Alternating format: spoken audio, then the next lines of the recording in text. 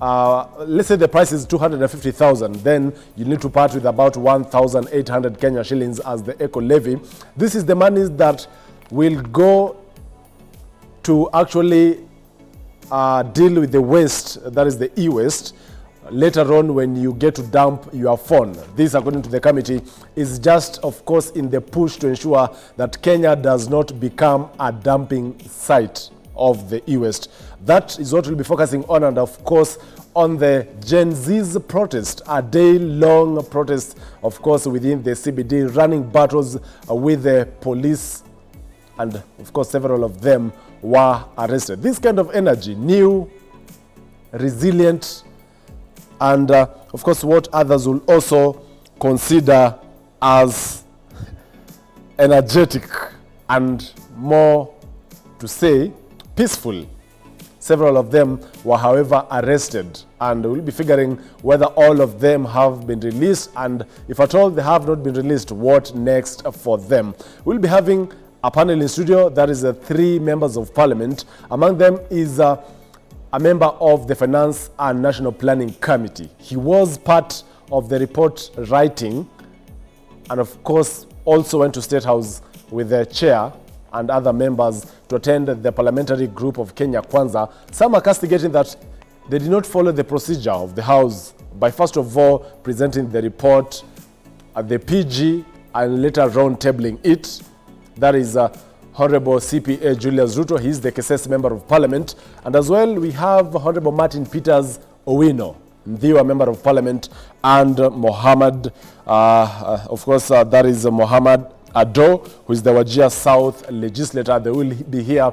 And of course, you can also weigh in this conversation via social media platforms at K24 TV, at Joel Chacha, as well on our SMS and WhatsApp numbers on the bottom of your screens. What do you feel, and what are your views about Gen Z's storming out in the streets and protesting against what they consider as punitive laws? Is this the beginning of a new revolution in this country?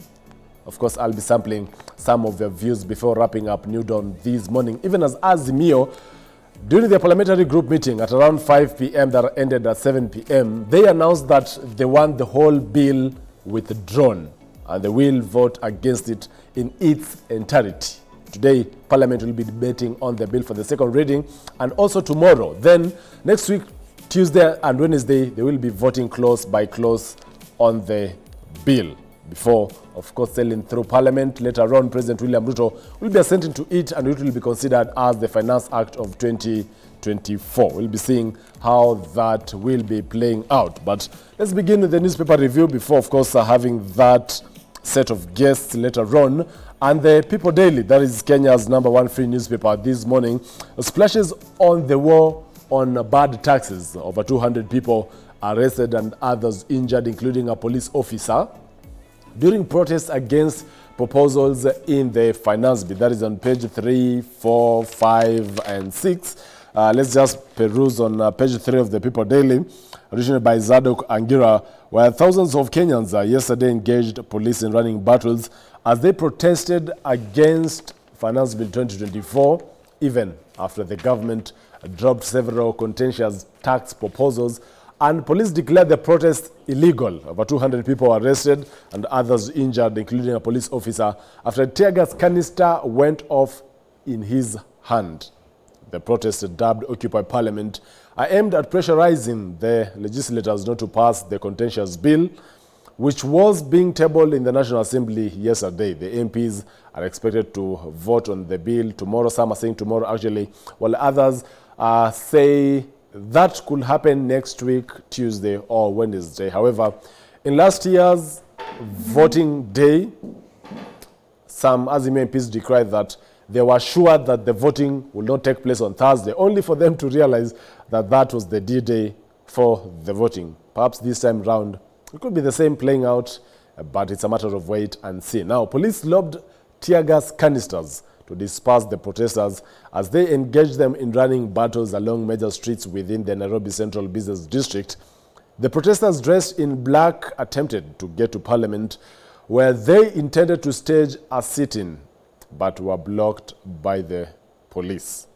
Nairobi Region Police Commander, that is Adamson Bungei, declared the protest illegal, saying nobody applied for a gathering or picketing permit as expected. This, however, is a contentious one, factoring in that one, of course, activist, that is Boniface Mwangi, had shared a screenshot of a message that was used as an information, or actually they were actually serving the police, informing them of these particular demonstrations. Remember, the law is not yet clear how that particular service should be done. Nowadays, even for lawyers, they can serve you via WhatsApp messages or even an email. So the Nairobi boss, that is Adamson Bungei, declared the protest illegal on these specific reason that no one had applied for a gathering and picketing permit as expected. Now, Bungei also said that the Central Police Station instead received a faulty document dated June last year, which did not meet the protest permission threshold. The chief inspector, that is David Maina of the Rapid Deployment Unit, detonated a tear gas canister and delayed to release it, and it exploded in his hands. There was actually a clip that was circulating of how that incident took place, and quick recovery to him. I understand he's still admitted in hospital. And as a result, his two hands were actually severely injured from the twist, and he lost two of his fingers.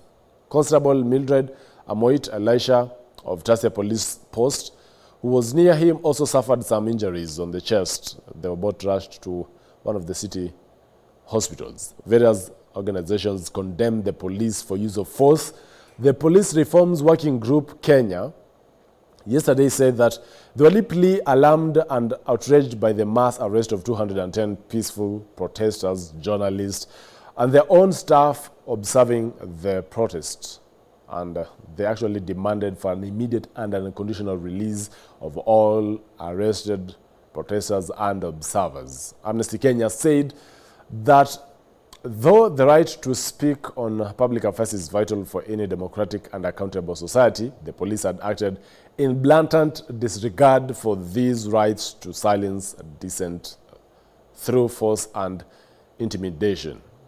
That is the Police Reforms Working Group Kenya, said that they were documenting the situation closely, providing direct support to those affected, and already exploring legal action for the readers. Now, a number of journalists covering the protests were also injured, including, this is actually a friend of mine, NTV's Maureen Mureithi was hit by water cannon, while another reporter from TV47 was hit by a tear gas canister. I talked to Maureen yesterday evening, and she was released from the hospital, and she's faring on. Quick recovery to her. And among those arrested was Hanifa Fasafi, who is an activist and ex-influencer, popular influencer Murugi Munyi and Njeri Wamugi, among others. Police had deployed hundreds of anti-riot teams, undercover officers, and officers to control traffic flow within the city, according to the authorities. This is what was transpiring as far as the Gen Z protests against punitive taxes are concerned. Back to the cover page. Parliament respected the views of Kenyans. That is on actually page 5 of the People Daily.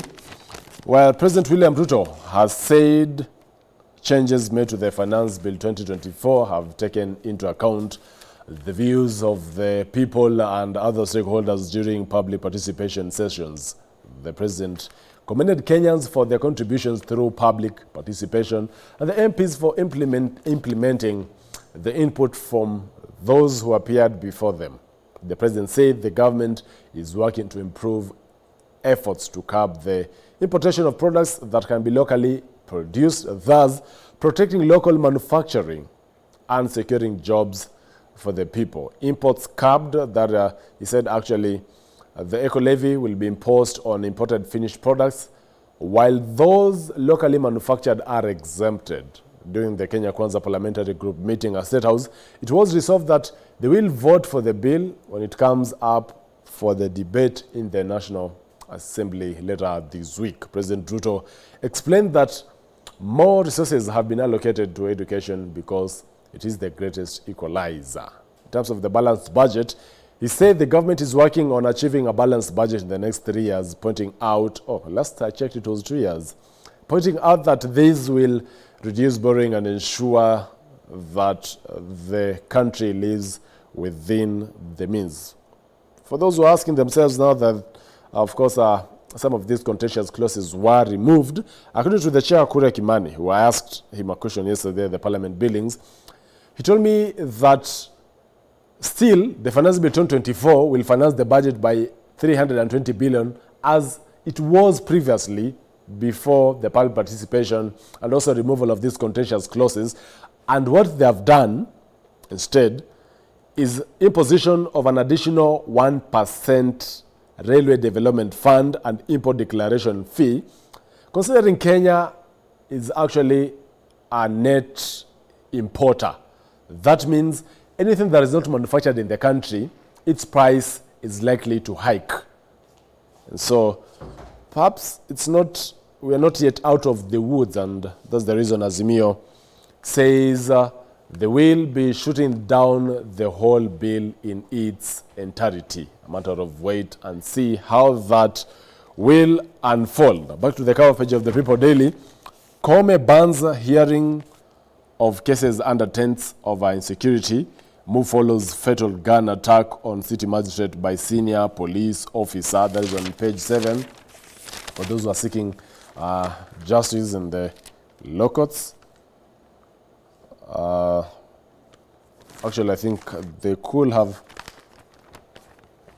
That is a CJ Koome bans the conduct of services in makeshift courts, where the Chief Justice and President of the Supreme Court of Kenya, Martha Koome, has said judicial services will no longer be rendered in makeshift structures. She said, pursuant to the killing of the Principal Magistrate of Makadara Law Courts, Monica Kivuti, the judiciary is implementing immediate measures and engaging robustly with other relevant state agencies and stakeholders on long-term measures to ensure the safety and security of the court of the court premises. In an official communique to Newsroom yesterday, the CJ decried that the goal of having secure and permanent structures in court is yet to be fully realized. This usually happens with allocations during the budget making process, and the 24 billion that they have so far been allocated, they say it's still not enough to help them establish enough courts that are secure, especially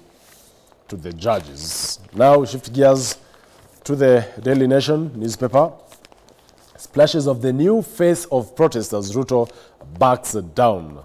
Their youthful looks, dressing, and even placards they wielded trampled on the stereotype that protests belong to ragtag delinquents who have nothing else to do and were often politicians' hirings. And yesterday, they took the streets in their hundreds armed with their smartphones to oppose new tax measures, which President Ruto and his ruling Kenya Kwanza MPs have just made concessions. That is on page 4, 5, 6, 7, 8 of the Standard, the Daily Nation. And of course, this will also form part of our discussion this morning with my guests in studio. Keep sending in your views. Of course, I'll be sampling some of them. As far as these protests are concerned, protesters, there are images actually of those particular protesters in Nairobi's CBD. They're actually youngsters.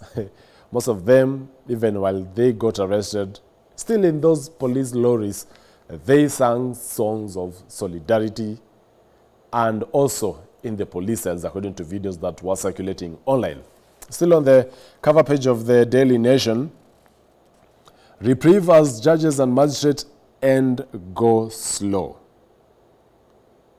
Judges and magistrates will now resume work today after the association agreed to call off a planned work boycott following assurances that their safety concerns will be addressed and working conditions improved. This even as the Chief Justice Martha Koome said that the judiciary won't be intimidated by killing of Makadara Principal Magistrate Monica Kivuti, adding that they will continue to administer justice without fear, favor, or prejudice.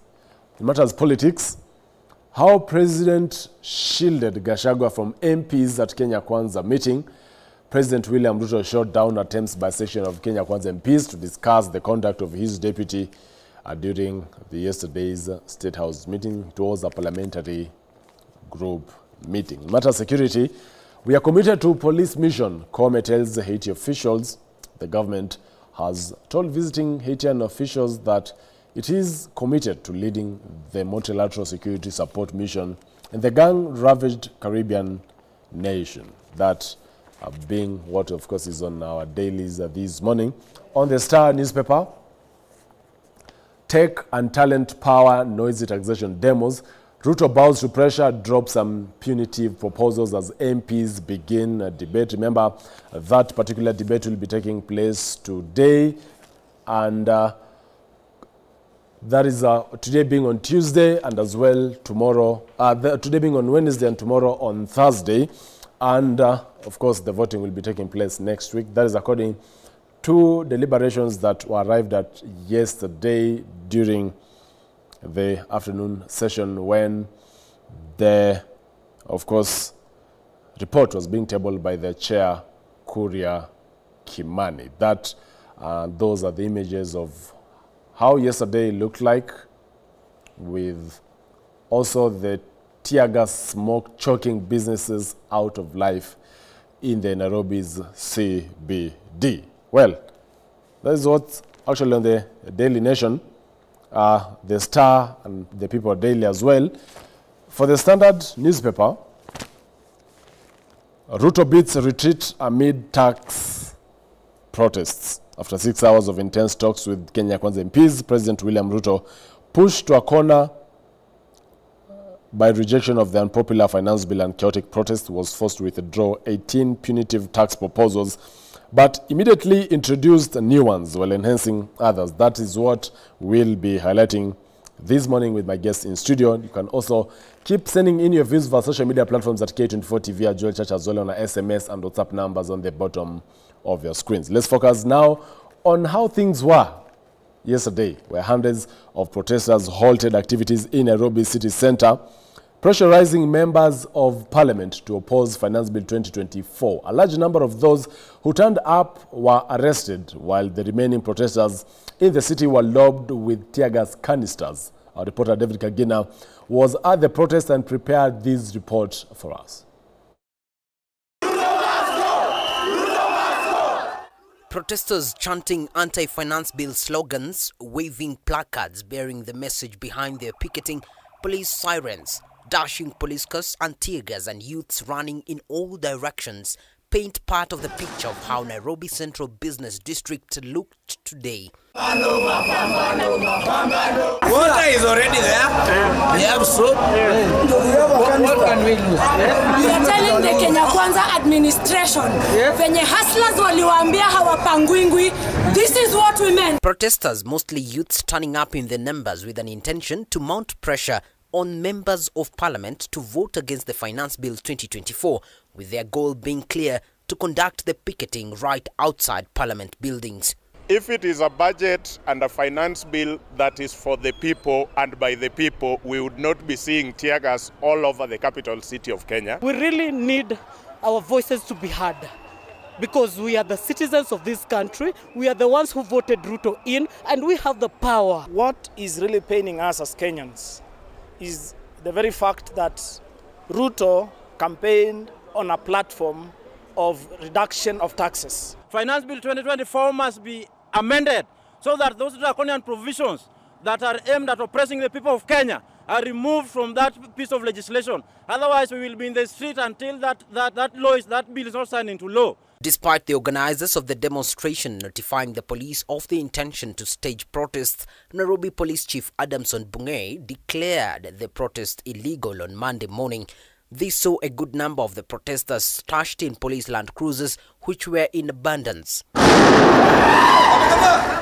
Na tunasema tutangangana nao hadi wa Kenya wapata malilio yao. I better be shot now than be shot after they have implemented it. No form of groupings was allowed, and the movement towards parliament was prevented. And when the protesters, mostly youths, attempted to do either tear gas canisters would be lobbed in their direction and a few arrested. Sijapendezwa maana wamekuwa wakiandamana kwa amani, lakini polisi wamekuwa wakizua vurumai kwa kuwarushia tear gasi, ambapo sioni maana ya kurusha, manake ni watu ambao wanajitetea kulingana na katiba yetu ya Kenya. The cat and mouse game started at around 10 a.m., running late into the evening, with the youths not relenting, remaining adamant to achieve their goal by whatever means. It does not matter how scared, how pressed we are. We shall ensure that we do our best and participate in our civic rights and our civic duty to the fellow Kenyans. So Rome was not built in a day,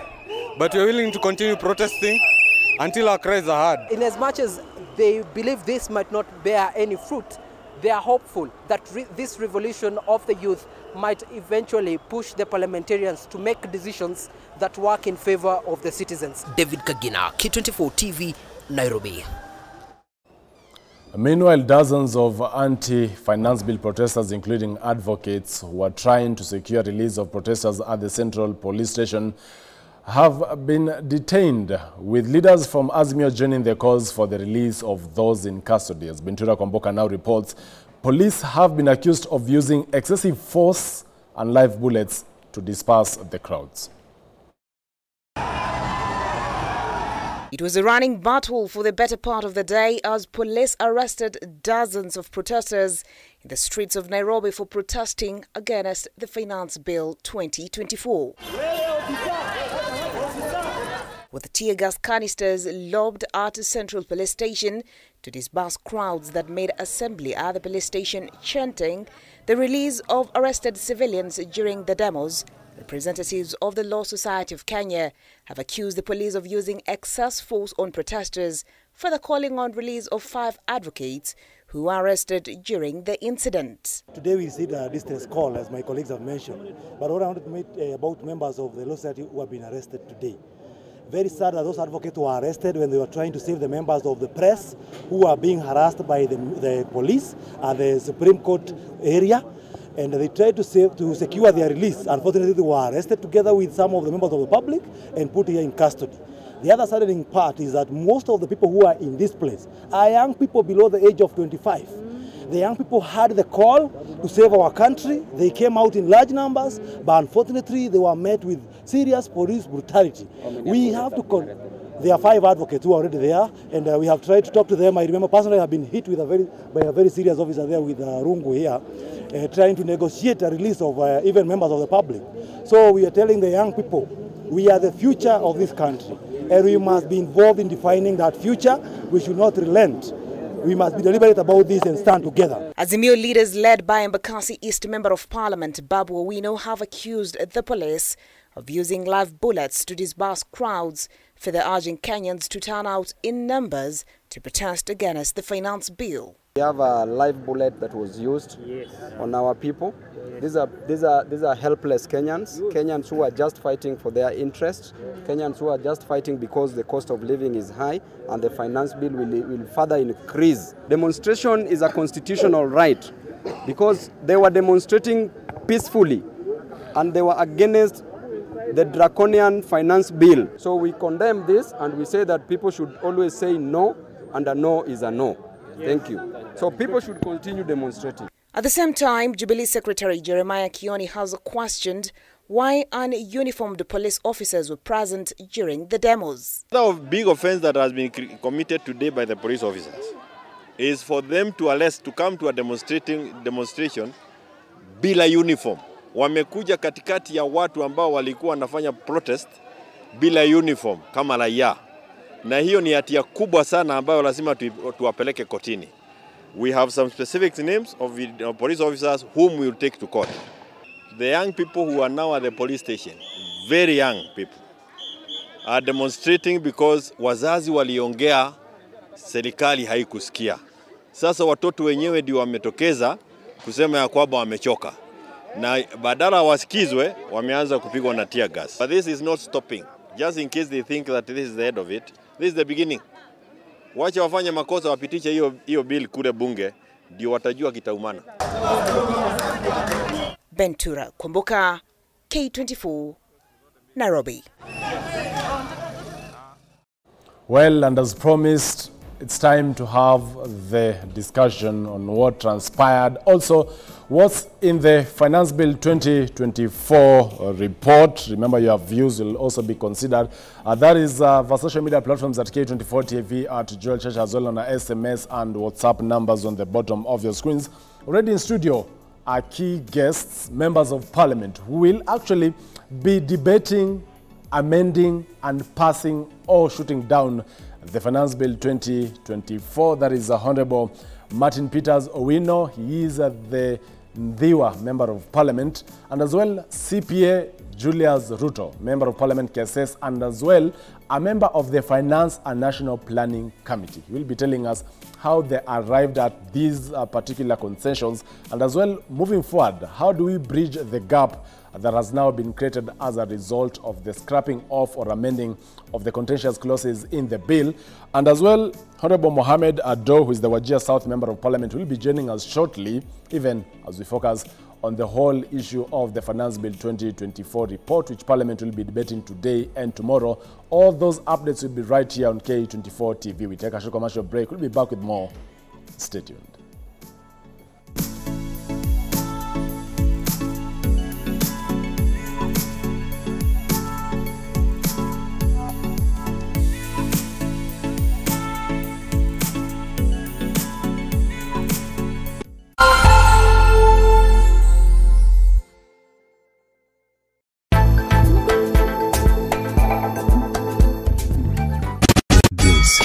The biggest reggae and rhythm show ever on Kenyan